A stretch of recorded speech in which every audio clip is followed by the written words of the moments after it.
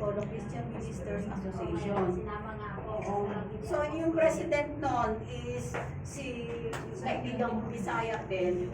Lahat naman ng nag-oona sa akin yung more than 50 katao na papasok under me. Kasi nakuha ko na yung sila dati sa Victory Global. Under ko sila lahat. And then, yung pinaka-advisor namin, professor ko yun sa doctoral degree ko sa theology, si Dr. Maximo. Kasi sabi ko, kilala ko Dr. eh. Max.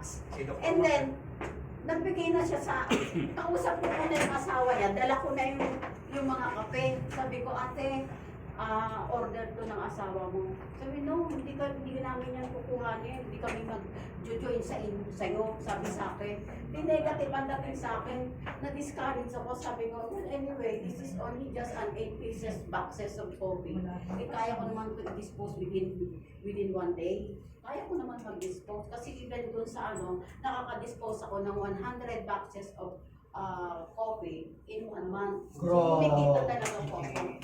So, ano nangyari ko?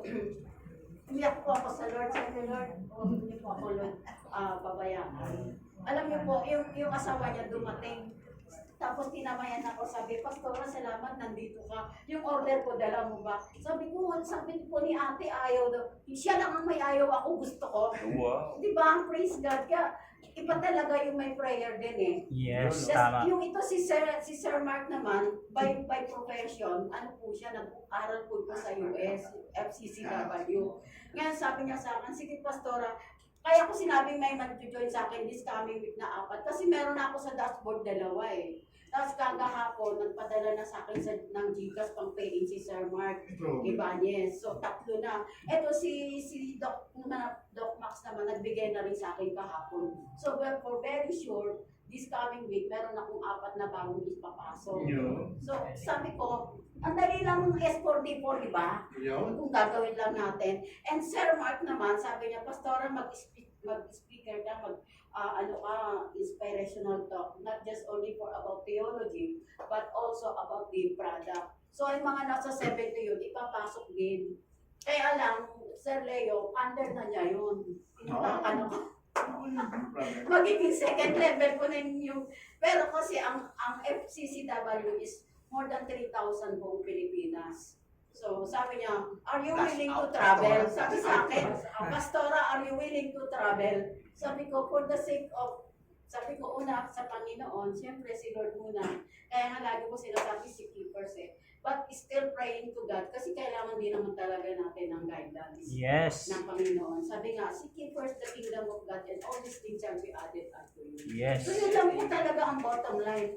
Ang sikreto po tayo para tayo maging successful. Thank you for Sir Leo kasi inulit lang po niya ako niyan eh. So totoo lang. Ang dahil mga company good ako sa amin. Praise God kasi nung time na kinukulit niya ako, naka-wheelchair pa po ako nung time na yun. Kasi na-stroke po ako eh. Bedridden po na naka-wheelchair. But continuing using those products, eto nakaka-share.